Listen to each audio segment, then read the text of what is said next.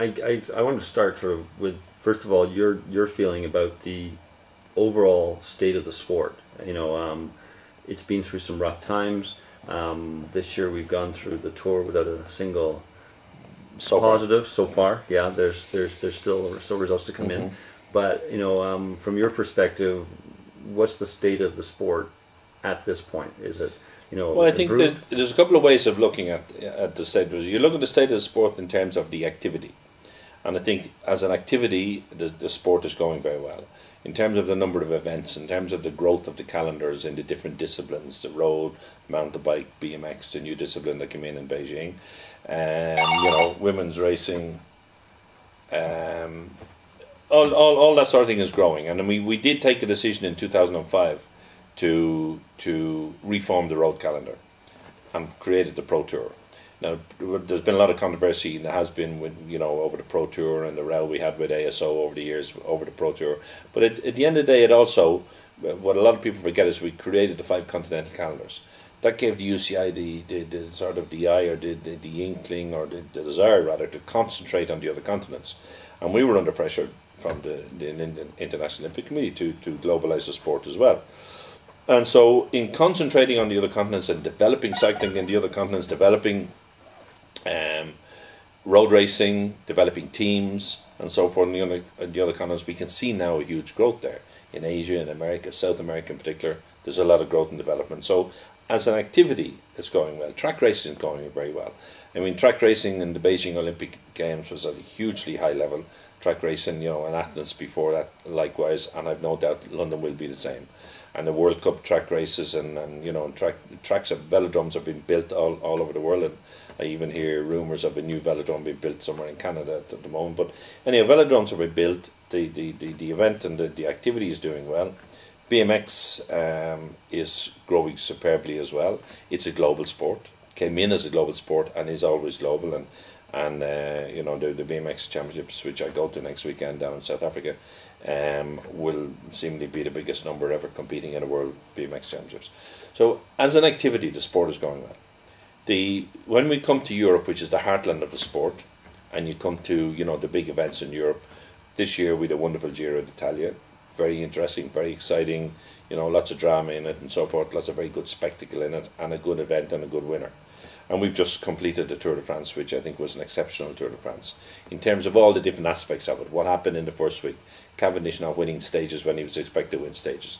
Then you go into the Alps and Armstrong crashing several times and having a bad look in the Tour de France and so forth. Then you'd battle between Contador and Schleck, and the incident with Schleck on the bike, and Contador goes forward. And you had earlier the week in the first week the crash, which brought down half the field, and as a result the stage was sort of nullified more or less by the rest of the riders until everybody got back. All of these things all create interest and all create discussion points for the public. And then finally the last couple of days, the battles in the Pyrenees, which was superb. And then again the time trial, even when everybody was expecting Contador to easily do well and beat Schleck well in the time trial, Contador had a bad day and he was sick overnight and this and the other, and he very nearly lost the Tour de France. But all in all, it's been a very good Tour de France from that point of view. So television coverage, the crowds on the roadside are all up on previous years. Now, the second aspect of the sport is the health of the sport in terms of doping or anti-doping, whichever way you want to look at it. And I do think that cycling has turned the corner. I mean, I would have said that 12 months ago, but I do think cycling has been turning the corner, and the corner is well turned now. And I think there is a general acceptance among those at the top level of our sport in particular that doping can't be accepted and doping won't be accepted. I think the introduction of the biological passport in 2008 is continuing to have an effect. It wasn't something that was going to have an immediate effect, but it's having an effect now as riders are getting more used to it. They're getting more used to being tested at odd times in odd places and so forth, and they're getting to realise that they cannot afford to take the risk, because they can be tested at any time and so forth.